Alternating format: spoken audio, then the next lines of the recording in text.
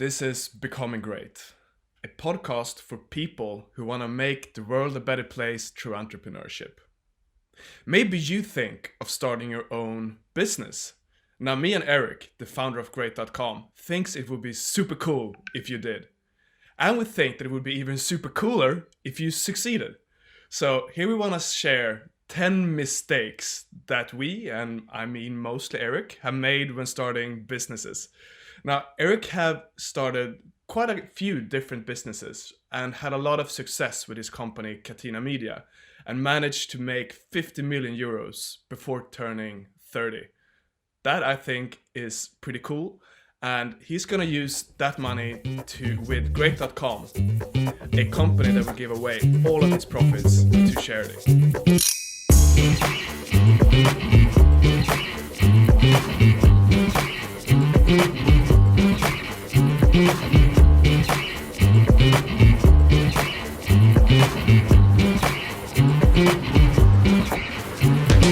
Erik, good morning to you. Good morning, my good friend. It's exciting to be here.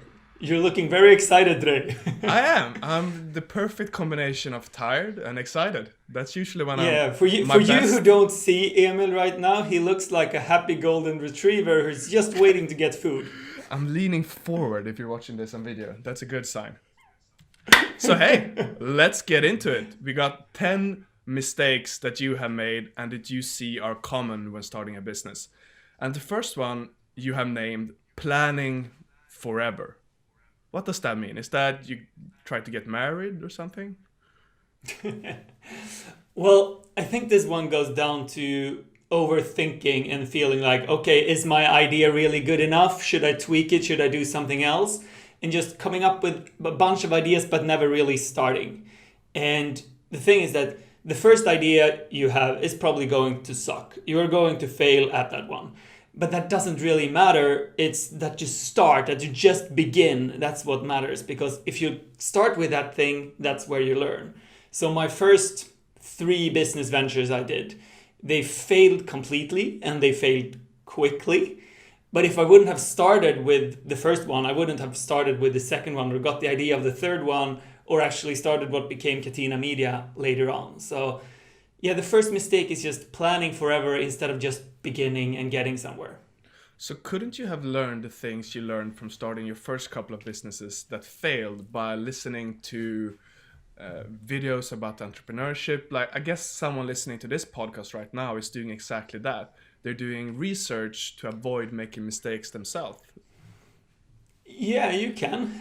You can learn that way, but it's going to take you longer and you're not going to learn what's actually relevant for you because someone who's made a different set of mistakes is not going to make the exact same mistakes that you did because you have other qualities, other skill sets, other interests. So by starting on your own, partly you will make those mistakes, but you will also get to know people. So for example, my first business that I did together with Emil, who I also did the 4th business with. And if I wouldn't have started the first project with him, I probably would have done something else with someone else.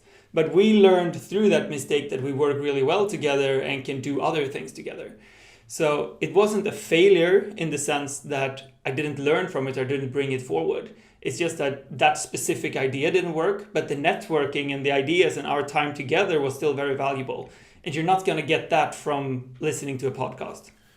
Yeah, that makes a lot of sense. And this is another Emil than me, just to clarify. Yeah, that's another Emil. I had another Emil founder. All the important people in my life are named Emil, almost. So, well, and I also guess this shows you who you are, right? You get to see what your strengths and weaknesses are as an entrepreneur, and then you know what to work on. Yeah, exactly. So you if you're reading something, you can only hear their perspective. And if you're living something, you'll get a lot more color on that painting. So whenever I describe a failure or describe a story, I can only give you a little piece of that puzzle. But if you're living it, you will have so many more pieces of that puzzle than you can ever hear in a story. Right. So, first mistake, planning forever, not starting, not getting personal experience. Mistake number 2, keeping your idea a secret. Now, why is this a mistake? Someone could steal your idea and turn it into something. Theoretically, someone can steal your idea. That's true.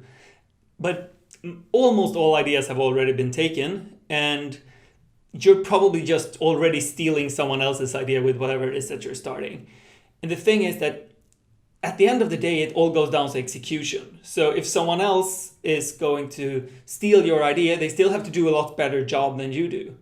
And that's probably quite unlikely because you're very passionate about this idea. You came up with this idea. You'd much rather do an idea that you came up with yourself. So I believe that the risk of someone stealing your idea, it exists.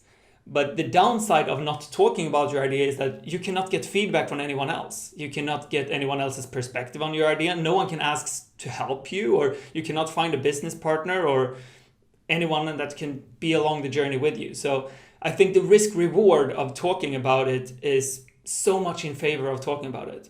So if you don't talk about it, no one can help you. No one can give you feedback. No one can do these things. Again, no one can steal it, which is a teeny tiny risk.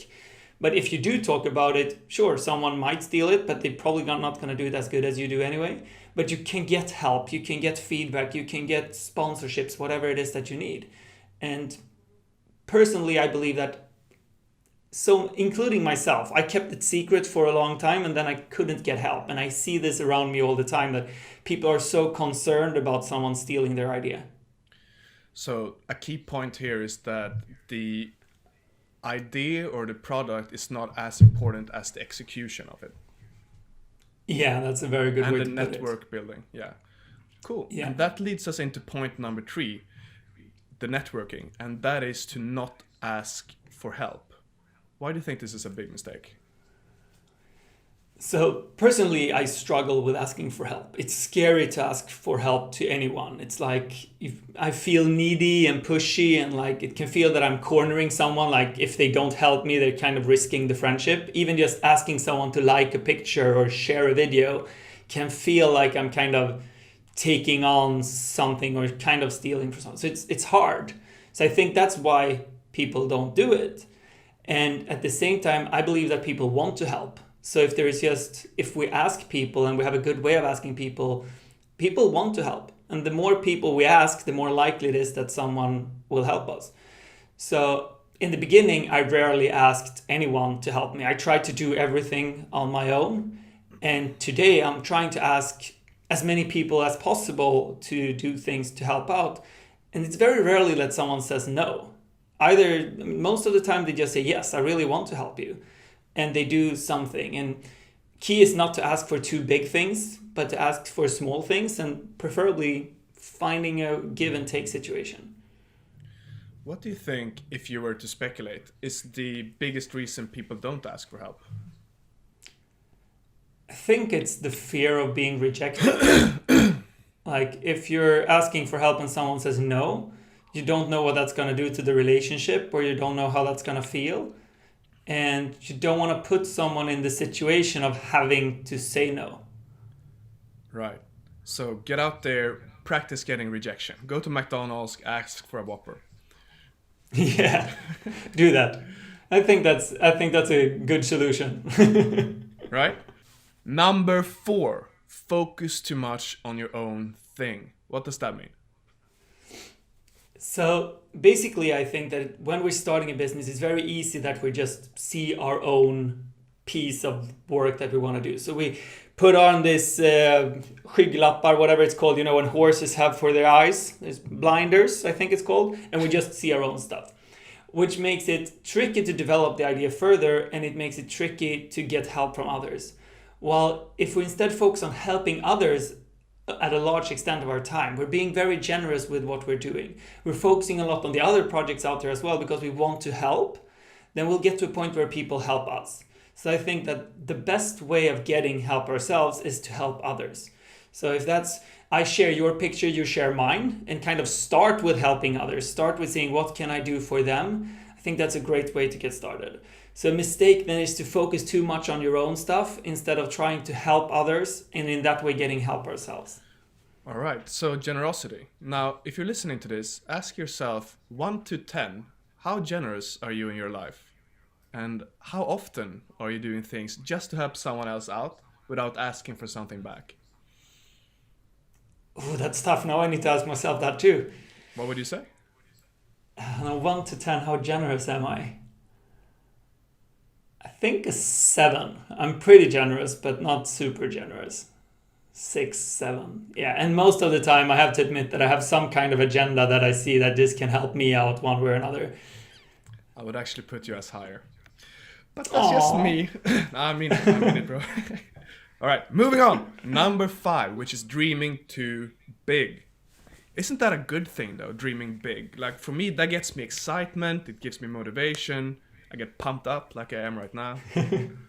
Yeah, I think it's a good way in a sense, but I think it's also a very paralyzing way. I mean, I think looking at New Year's resolutions is a good thing. To kind of get the perspective. It's like, okay, there's a new year. Now I'm going to work out super hard 4 times a week. I'm going to eat healthy. And on the 12th of January, you're not doing it anymore. And I think the reason for this is that when we dream too big and we put too big goals, it becomes paralyzing. It's so far to get there that it just feels completely unreasonable, and we fail for that reason. So I think dreaming big can be good, but we need to take that dream big and put it into a very small first dream so it doesn't get paralyzing. So instead of setting a goal for the entire 2020 now of working out a lot, we set it for just January and say, okay, or just the first week of January. And then we kind of celebrate that goal. So when starting a company, instead of thinking, okay, I should build Tesla, which is like a really huge thing, it's more like, okay, I should buy a little teeny tiny electric car that I can drive around in my room, because that means that I've actually figured out how to build an electric car. It's a really shitty example because it's really hard to build an electric car. But I think you got the idea. So could you say it like this then, that the big dreams are useful to build excitement and the desire to get going, but if they're not specific, the goals, then they become just vapid and it will paralyze you. Like you said, working out a lot, what does that actually mean? There's no way to follow up on, are you actually doing these things regularly? Yeah, I think specific and reachable. So if the goal is work out 1 week and you start with that, obviously the goal will be to work out the entire year. But if you just set 1 year, I mean, on the 12th of January, it's really freaking far to the 31st of December. But if you just set the goal for 1 month or 1 week, that means that you can actually get going. And this goes for a business as well. If your goal is to make $1 billion, that's a really freaking long goal. But if your goal is to make $100 to start with, then you've actually proven your business in a way, you've gotten somewhere, and it's a lot of excitement. So focus on making $100 rather than $100,000 early on, and that will make a big shift in how you're thinking. And to get some smaller wins along the way as well. Yeah, for sure. All right. Moving on to number 6, which is to have an idea that requires things that you don't have. Why is this an important thing to consider? So this is a question that I get really commonly about. Is, okay, so I got this idea, but I need money to do this. How do I find the money? Or I got this idea and I need these people to do this. How do I get them? And my answer most of the time is you're not going to get them.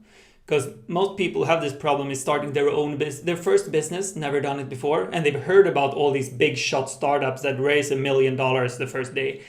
But that's just not going to happen. So I think that by being dependent on getting money from someone or being dependent on someone else's talent is just going to create a huge excuse for not starting. It's going to be paralyzing in the same way as that huge dream had. So if you're dependent on something else and it's your first business, skip that idea and find something else, because if you don't have it, you're probably not going to get it. So it's just going to be like a big reason not to start. And it's much better than to start with some other idea to prove yourself, and then maybe your second idea you need money, then you have a possibility of getting it.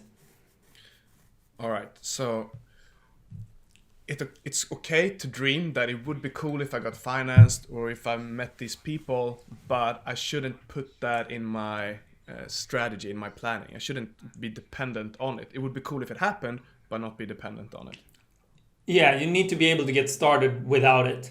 Yeah. So maybe you're gonna need that down the line. But if you need that from more or less day one, so if you're a 20-year-old guy and you want to build an app and you have no development skills whatsoever, you don't know anything about this, you don't know anyone who knows things about this, And this app needs to have a big reach. You need 100,000 users before it gets cool. It's a dating app or whatever.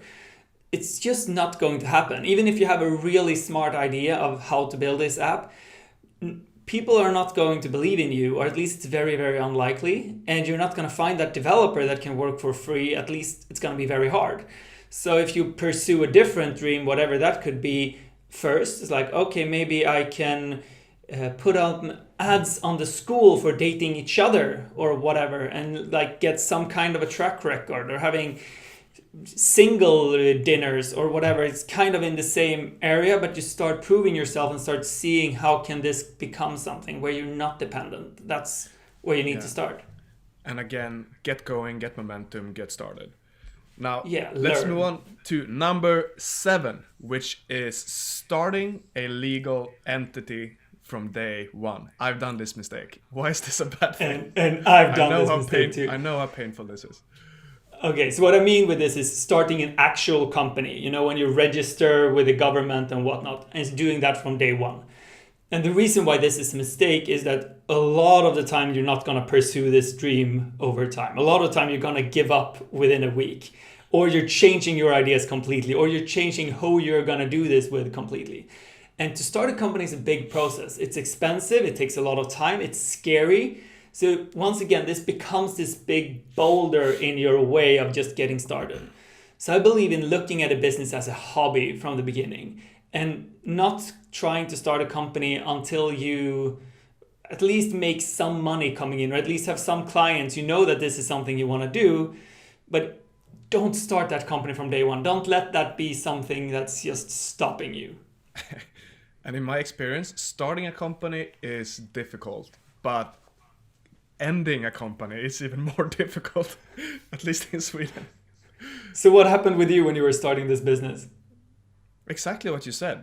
I was very excited at first, and then quickly realized I wanted to do something else. And now I have a company that it's very difficult to shut down. So I was actually kind of lucky, because I ended up being able to use that company like a year later. But that was more luck than skill, for sure. And I think that I've done the exact same thing. I started a business with a guy named, that doesn't matter, a guy back in the days, and we collaborated for a few months, and we set up a company for this, and it took me 4 years to take that company down. And we could have he already had a separate company, I had a separate company, so you could just have come to an agreement that, okay, let's split the profits this way from this different side project. We didn't need a specific company for it. But we started that company, and I think it took us 4 years to take it down. It's a huge mistake. Don't do it. Moving on to number 8, which is spending too much time on social media. Is that a thing? Is this the Erik I know? Yeah, and I think so I think it's very easy to get sucked in on the idea of social media is helping me. Like, yeah, but I'm only watching these inspirational stuff, or I'm only doing this and I'm only doing that. And personally, in my experience, that's just a lie. That's just an excuse I tell myself.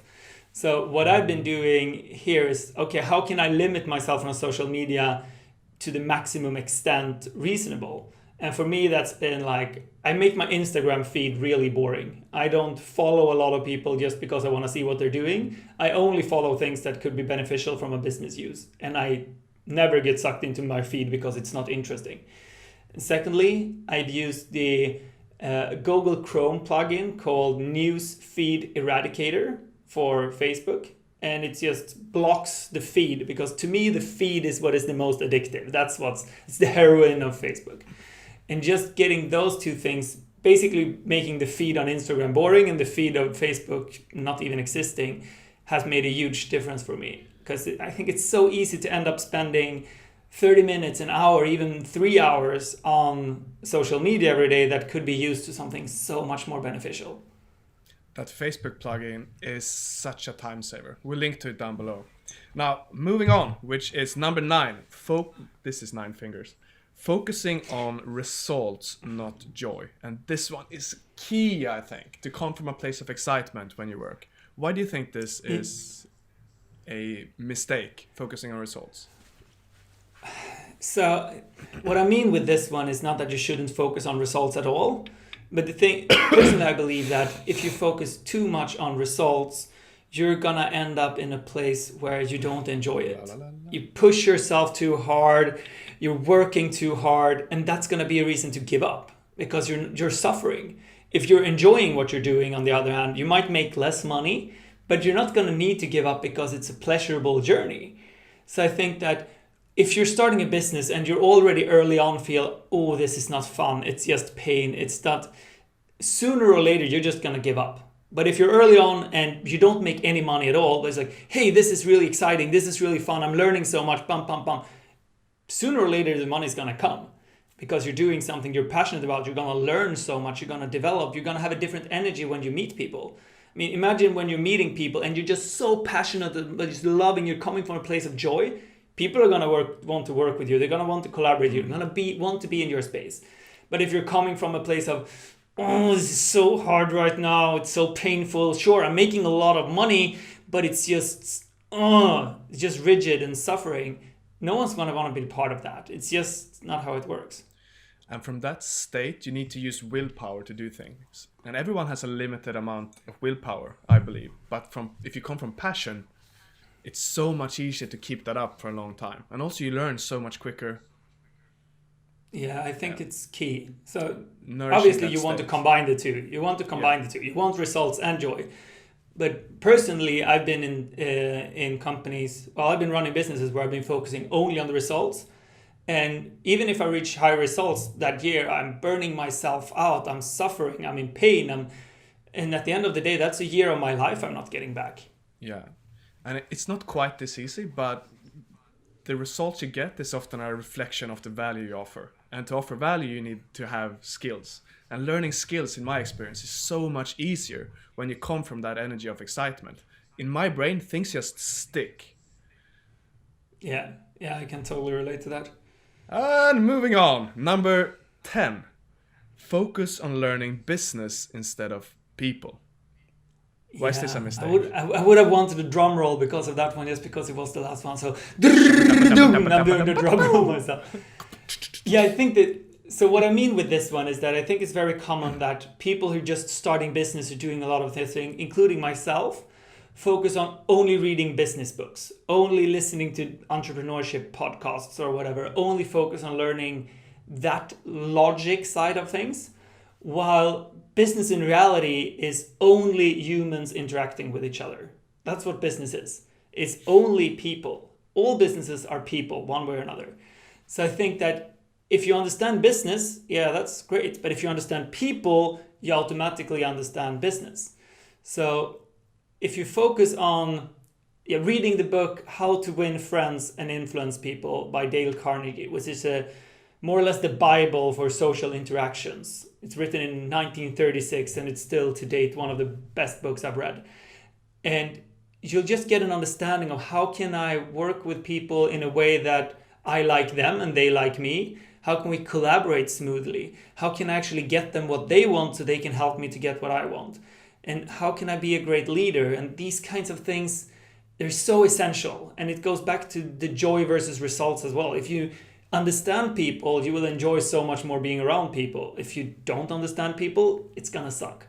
So I think that I would rather focus all my attention on learning people, and I think business will come, than the other way around. But this is a mistake I did. Totally agree. And do you have one more tip for a way to learn how to get better at people? I have two in mind. You have two in mind. Yeah, you go. All right. Where's the best sources for you? The first one, which is the best book I've read last year, is Nonviolent Communication by, what is his name? Rosenberg. Marshall Rosenberg. That book is epic. You gotta read it. And number 2 is a YouTube channel that me and Erik really like, which is called Charisma on Command. Now, if you're watching this stuff, make sure to find a buddy that is into the same thing and watch these videos together and talk about it. It would make you learn so much more than if you just watch it on your own. Yeah, that's a great tip. Watching YouTube videos about people together and then pausing and reflect on things when they say smart stuff. So you can talk about situations that the two of you have been through. Now that was 10 points and we're coming up towards the end. Now, why do you say that we're doing this podcast? We kind of changed the direction a little bit. So we're doing this podcast because we believe that entrepreneurship is a great way of helping the world. But we want to be a part of that. We want to see a world where the rainforest is not burning, where people are not suffering. And we believe that running businesses with that kind of goal and that kind of angle is our best way of doing that. And we want to inspire a lot of others to do similar things. All right, so we talked about point number 3, not asking people for help. So let's practice what we preach here. If you found this episode valuable, do you maybe know someone that is good at business or someone that wants to help people out, someone that is into entrepreneurship? Think of this person, see him or her in front of you. Now press the share button, send it to this person and make their day. Did you like this? Please share, it would really help us out a lot. And we see you next week. This was fun, Erik. This was really fun, thank you. All right, cheerio.